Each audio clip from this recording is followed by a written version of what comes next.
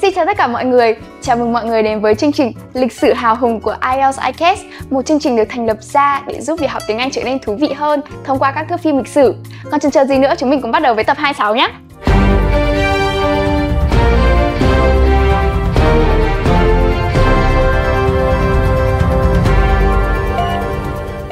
A jungle warfare expert from U.S. Special Forces once said, "In Vietnam, if you encounter a Vietnamese person in the high mountains and the dense forest, barefoot, with a dirty face, messy hair, and no sandals, you must be extremely cautious and not underestimate them. If you turn the head away, you might get shot from behind or stabbed with a knife. They are like jungle chameleons that always instill fear." These were American remarks about our special forces on the ground. They were extremely afraid of this. Therefore, all the Americans wanted was to force Vietnam into aerial combat. Of course, using aircraft or anything else for combat was not the strength of the Vietnamese people. At the time, for Americans, Vietnam was a country where people had never ever seen a radio. So how could they know about missiles? Even if they received missile aid, they wouldn't know how to use them. For American pilots at the time, Vietnamese missiles looked like flying electric poles simply because they were as big as electric poles, and our troops just knew how to press the button to launch them from the base. Controlling them to fly in the enemy's direction was impossible. Therefore, missiles posed no threat to American pilots at all.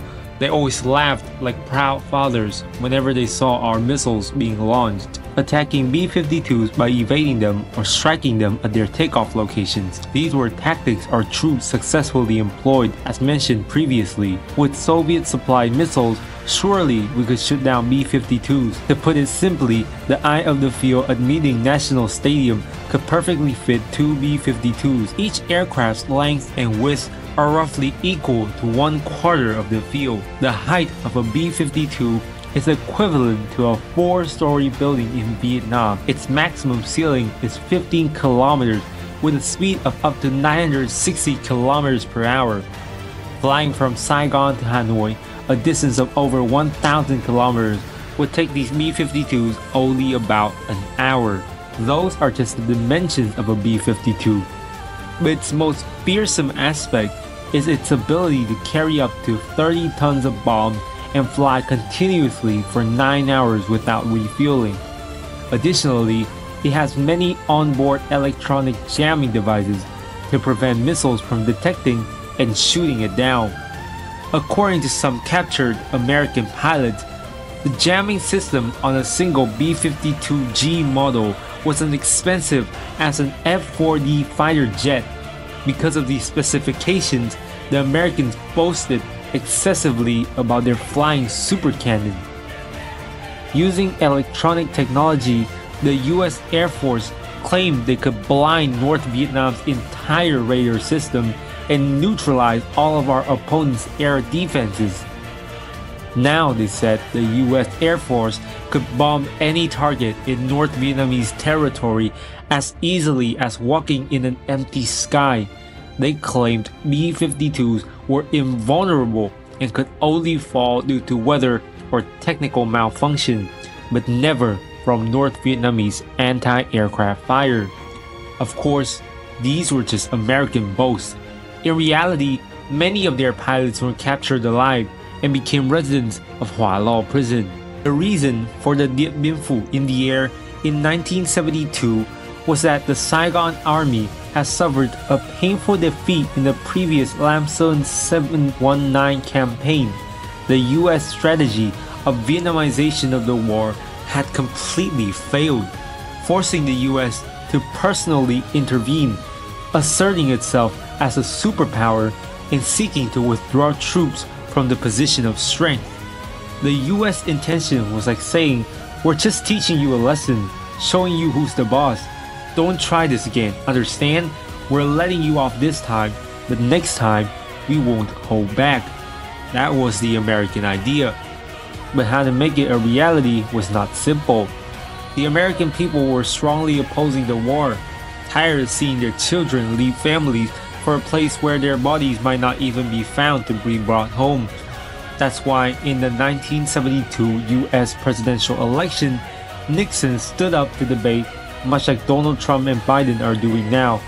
He deceived the entire American population, saying, "Rest assured, peace is within reach. Your children will return home soon. Just trust me and vote for me." General von Weizsäcker once stated that if the number of B-52 shot down ranged from 1 to 2%, the US could still endure it. If the number reached 6 to 7%, the White House would start to worry. But if over 10% of B-52 were lost, the US could have to officially surrender. And everything happened just as the general predicted. When the campaign ended, the number of B-52 shot down by Vietnamese air defense and the air forces was 34 out of the 193 planes deployed by the US. The loss rate reached 70.6%, shaking the entire US and forcing an end to the bombing. The US was compelled to sit down at the negotiating table and sign the Paris Peace Accord on 27 January 1973. These are achievements that perhaps no other country in the world could have accomplished, especially not a small, under-resourced country like Vietnam. However, to achieve this, our intelligence soldiers had to work tirelessly for almost a decade to understand how the B-52 operated and to learn the communication language of the pilots who flew them. After 1968, recognizing the devastating power of B-52, our forces immediately deployed intelligences to gather information about them. The problem was, at that time, most of our soldiers only knew French. To understand American technology, they had to learn English. We selected the best and brightest, those with the strongest foundational knowledge and a natural ability to learn foreign languages to study English.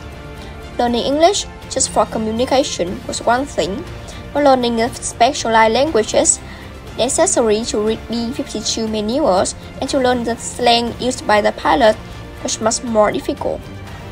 To understand what the pilots were saying to each other, being good at English alone wasn't enough.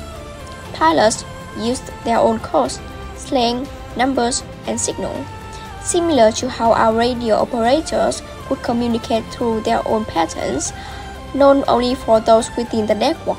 Even top linguistic experts or aviation specialists couldn't be able to understand their communications. Our forces had to question American pilots how at the Hua Lo prison. These US pilots were extremely well trained, with excellent foundational knowledge. Most of them held bachelor degrees from British school, and some even had master degrees. They were highly skilled and only deployed to combat after rigorous training. It has been said that if you converted a US pilot's wage into gold, it could give you an idea of the cost of training them. This made them a valuable source of information for our intelligence effort. Unfortunately, none of the prisoners at Hua Lo flew B-52, as most of them piloted F-4S and F-105S. In the aviation world, B-52 pilots were considered to be one of the higher level than other pilots. However, Colonel Phan Mac Lam understood that the principle of aviation was similar across aircraft, and that in terms of academic knowledge and combat experience, US pilots were far superior to ours. Therefore, they were our best available source of information. It was like asking a surgeon who specialized in appendectomy for advice for eye problems, rather than asking someone with no medical knowledge at all. At that time, US pilots were extremely stubborn, having been thoroughly educated and trained. Some had even been heroes during the Korean War, and they had a strong sense of national pride. They were so well prepared that they could easily recognize the interrogation technique our intelligence officials were using. Extracting information from them was extremely difficult. Their foundational knowledge was so strong that they had their own ways of communicating, even when sitting down for a meal, tapping their chopstick, or coughing in casual ways. But all of these actions were deliberate, transmitting information to the person opposite them. Therefore, even if we asked them directly, they would never reveal anything. Even if we became friends or recorded a record, They could never disclose information because they had been trained too well to fall for those tactics. So, how were we able to crack this pilot? It was thanks to extremely humane treatment that we provided. American pilots were treated like kings. At that time, our official received a daily allowance of 0.68 dong, while American pilots were provided 1.6 dong a day, and in special cases, up to 3.5 dong. At that time, the US was extremely influential and looked down on the Vietnamese army because they understood that in 1965, the Soviet Union had to start sponsoring weapons for them. They thought it would take at least a year for people who had never seen a radio before to skillfully use missiles. However, unexpectedly, in just 3 months, our troops were already shooting effectively. That's why American planes in 1965 to 1966 were used intensively. According to documents released by the US, by the end of 1965, 61 US pilots had been captured. In 1966, on average, every 10 days, 8 US planes were shot down and 86 more US pilots were registered as temporary residents in Hua Lo prison. Back then, there were many tragic stories about the pilots who ended up in Hua Lo. First, we must mention Richard Hop Kearn, a man with the ability to fly a plane straight into the most classic prison in America. During World War II, on his first time flying a bomber over Germany, he was shot down and had to spend 9 months in a German prison. He learned from experience, but not deeply enough. When he came to Vietnam and flew for a few hours under his superior's orders, he was once again called down to earth and had to stay at Hua Lo prison for 10 years. Richard Hop Kearn's story was already tragic, but it was nothing compared to Robinson Risner's story. Risner was an American hero in the American War, with 109 successful missions and 3,000 combat flight hours, a record that not every professional pilot could achieve. Despite these achievements, when he came to Vietnam, he was shot down on his 5th mission. If things had stopped there, it wouldn't have been worth mentioning. However, the day after his plane caught fire, he flew out to the sea and was rescued by the US Naval Rescue Team. Major American newspapers, like the New York Times, printed Colonel Robinson Risner's photo on their front pages and praised him as a hero, a legend of the US Air Force.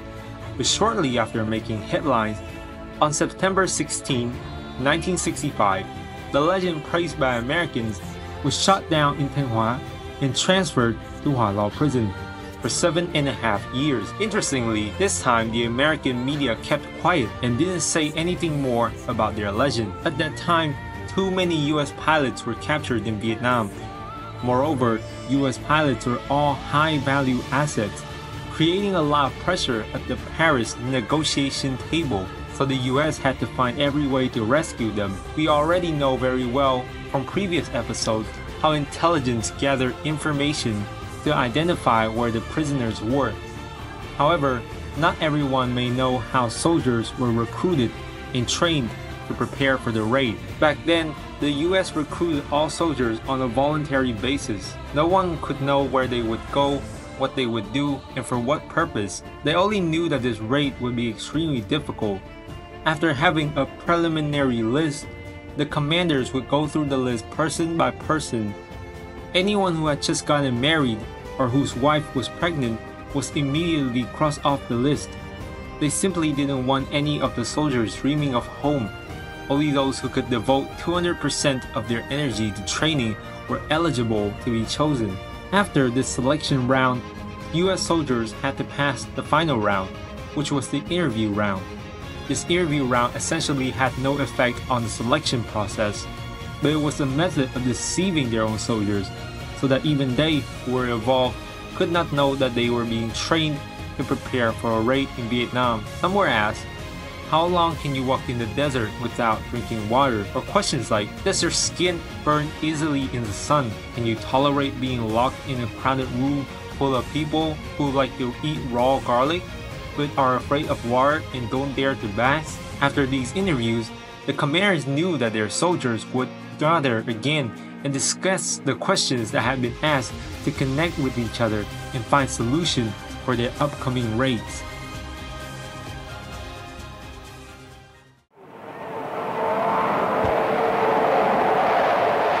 The US had prepared meticulously, from recruiting personnel to planning the operation to rescue the prisoner of war. Everything was perfect, timed down to the second. However, a surprise occurred just a few hours before the scheduled attack when they received news that all the prisoners had been moved. How could the US react to this information? Would they proceed with the attack or call it off? In the hours leading up to the strike, the American generals were extremely shocked and unwilling to believe that their prisoner had been moved. An urgent meeting was convened overnight to determine the validity of the news and decide whether to continue the planned assault or halt it. First, they needed to assess the quality of the information received. This intelligence was analyzed by the Defense Intelligence Agency from a letter found in Vietnamese cigarette packet sent by Nguyễn Văn Hoàng to Alfred. But how trustworthy was this information? How could American intelligence verify its accuracy? Alfred was a member of the International Control Commission, an organization established after the Geneva Accords. His role was to mediate, often saying, "Why fight? Let's negotiate." As a go-between, members of this organization sometimes acted as highly effective spies, occasionally for Vietnam, sometimes for the US, and sometimes for both sides. At that time, Alfred was a cunning individual whom the US had briefed to extract information about American prisoners in Vietnam. He developed a close relationship with Nguyễn Văn Hoàng, exchanging information in a way that resembled a mutual trade. However, Alfred tested Nguyễn Văn Hoàng trustworthy in a very clever way. Intelligence operatives understand that obtaining information is one thing, but verifying its accuracy and motives behind it is entirely different. Alfred always provided information that Hoàng desperately needed, creating a compelling narrative. A drunken American colonel had once let slip about an impending major operation at a specific location and time, which would see American forces attacking just as the intelligence indicated. Of course, those could be just pawns in a larger game. Before the operation, American intelligence monitored closely to see if Vietnam was preparing weapons to counter the attack or if it was merely coincidentally troop placement. If Vietnam was preparing thoroughly for this assault, it would indicate that Hoàng had considerable faith in the information provided by Alfred. Consequently, Hoàng would have to recognize that this person could be trusted and would need to share valuable information in return. During their last meeting before returning home, Alfred confided Hoàng that he was about to receive a promotion if he could resolve the issue regarding the American prisoner. Successfully resolving that could guarantee him a higher position, which meant the information Alfred provided to Hoàng could become increasingly valuable. The more valuable the information Hoàng knew, the higher his position would rise. A con artist always makes a play for the 101st time, and Alfred was one of those people. All 100 previous pieces of information he had given was accurate and significant. So Hoàng believed that Alfred's promotion claim and informed him that the American prisoners had long since left the Central camp. Trusting the information provided by Hoàng, Alfred immediately reported back to the American generals on how to respond. Just hours before the strike, the American generals was in a state of confusion. An extraordinary meeting took place on the night of November 19 at the White House, and the chaotic information caused the American general group to be extremely frustrated. Intelligence reported that there were no prisoners left in Sơn Tây, but reconnaissance aircraft still detected people inside the prison. Which information was true and which was false? No one could be sure. Therefore, they resorted to chance, holding a vote among everyone in the meeting room, and all agreed to proceed with the attack. Consequently, everything unfolded just as they had originally planned it. Perhaps if the prisoners at Sơn Tây had known this news, they would have been overjoyed, as they had been waiting for this day for a long time. The prisoners were allowed to go outside and converse freely, but they never communicated in English. They communicated solely through tapping sound. It took them a long time to form a sentence, but it was extremely safe. Before being transferred, they were put into a windowless van, completely blindfolded, and the pumping ride made it impossible for them to ascertain their destination. As a result, they were extremely curious about where they were and always sought to find out.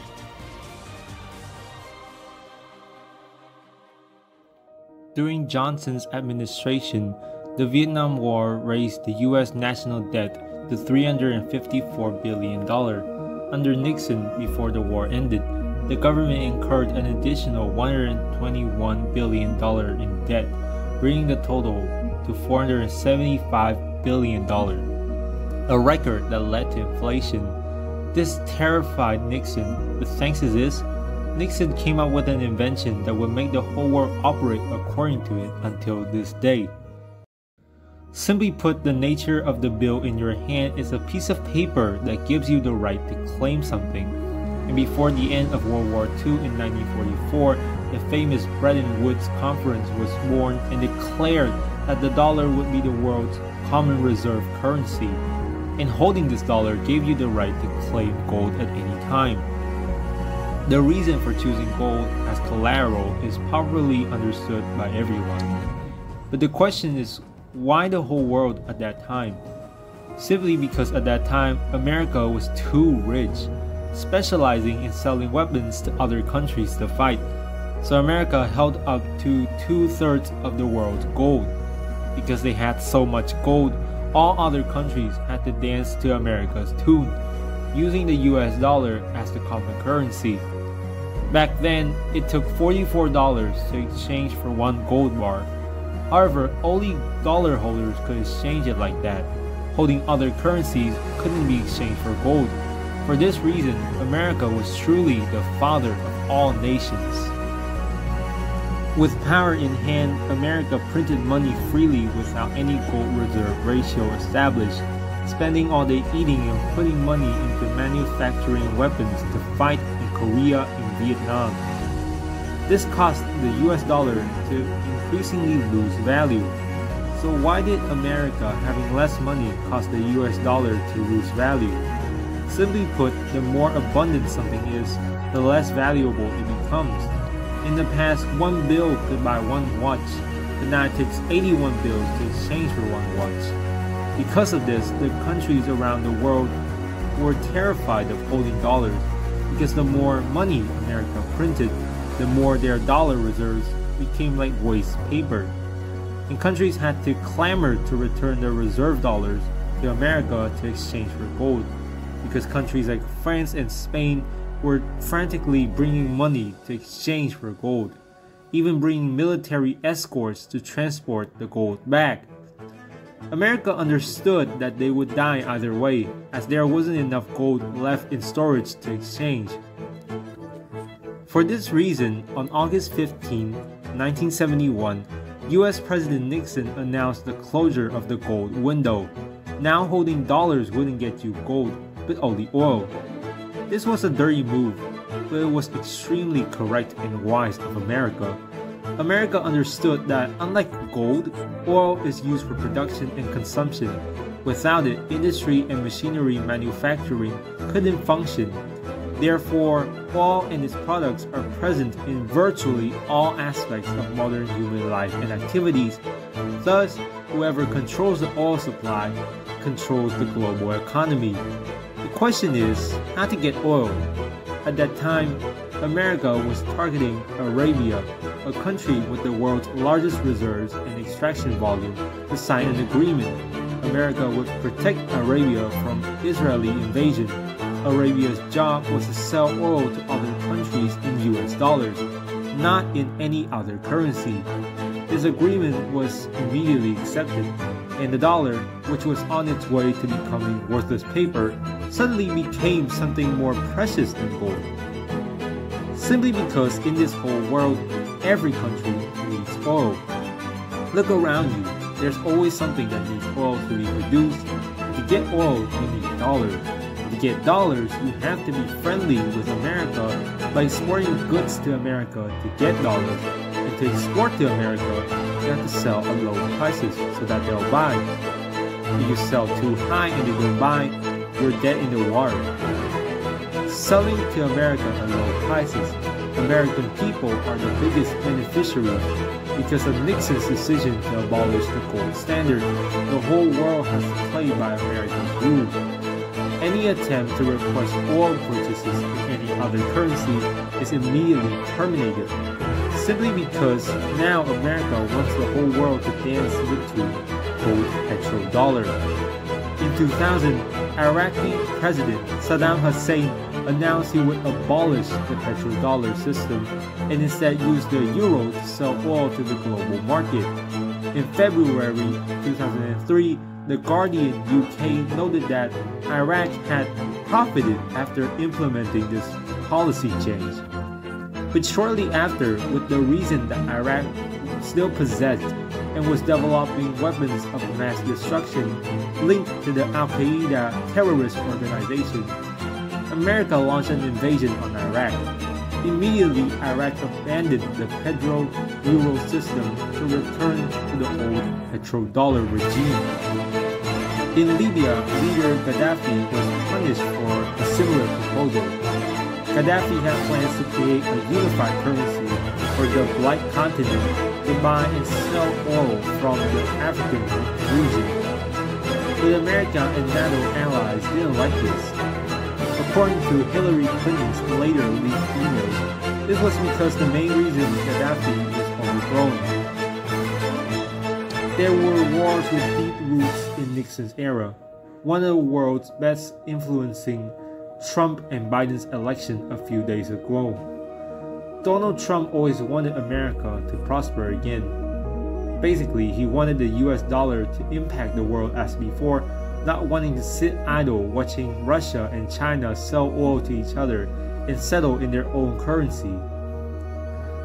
It will be a long time before we return to Nixon, an extremely intelligent, diabolical man, but Nixon still had to fail before Vietnam in 1972. To make it easier for B-52s to bomb Hanoi, Nixon visited China and the Soviet Union to get these two countries to stop supporting Vietnam, making it easier for America to attack Vietnam. This made it extremely difficult for Vietnam to fight America. With the Soviet Union, China's aid had made it hard to fight. Now without their aid to help us manage on our own, it became much more difficult. That was one reason why America was extremely confident, along with the story of our troops in Haiphong on April 16, 1972. They fired nearly 100 rockets without dropping a single B-52 in Hanoi that day. 40 shots were fired, but nothing fell. This was an attack where America's purpose was to mark warehouses and power plants in Haiphong and Hanoi to prevent our supporting troops from advancing to the battlefield in the south. America also wanted to test their new jamming technology to see how it would load ammunition and whether it could overcome Vietnam's missiles. Too confident in victory, America hastily organized an invasion drill into Hanoi in late December 1972. Realizing our anti-enemy capability was too weak, our forces quickly rectified everything so that if America returned to bomb again, we would have a response. But how the study was only known then, now comes the important part. Of course, there was no Google back then, but such secret military documents couldn't be found. The final solution only came from questioning pilots in Hua Lo prison. That day, we took the pilots to visit places devastated by the B-52 bombs. They gained their understanding of a meaningless war, wrote letters and drew their life stories in Hua Lo prison to send home. To their families, they were treated like kings. They loved life more than ever, so they knew exactly what could be done, how we could fight against B-52s and protect their lives. Thanks to information from Hua Lo prisoners, combined with our military's creative exploration, we finally discovered that B-52s hadn't jammed the 3 cm wavelength band. This was a decisive discovery for the comeback. The 3 cm wavelength band was based in the radar stations captured K-860 targets, typically used for 57mm high artillery supported by China. This was a magical wavelength because it could distinguish B-52s from fighter planes without the ambiguity of other radars. Distinguishing B-52s was one thing, but even better was that it wasn't attacked by strike missiles because missiles didn't target the 3 cm wavelength. A very crude but brilliant solution that American pilots couldn't explain how they could be shot down. So the question is, did America know we were using 3 cm waves to attack them back then? The answer is they knew B-52s and ALR-18 jamming devices to interfere with this wavelength, but it was only attached to the tail to avoid MiG-21 aircraft, while for America it was 3 cm from the ground. That didn't cause any damage, so they didn't need to install jamming devices. This is unbelievable. Such a mistake could happen with America's developed defense industry, but they allowed Vietnam to use this very crude tool against them. That's why after the end of the 12-day campaign, Major General Pham Thu had to personally go to Hua Lo prison to interrogate prisoners. He asked the B-52 electronics officer, when the plane entered Hanoi, did the ground radar operate in the 3 cm wavelength? The pilot immediately replied, yes. How do you handle it? I didn't care because it was low-altitude anti-aircraft radar that couldn't threaten B-52. The above answer showed us how American contempt and subjectivity made them chase dearly. But that's the truth. It was just a struggle of soldiers on the ground.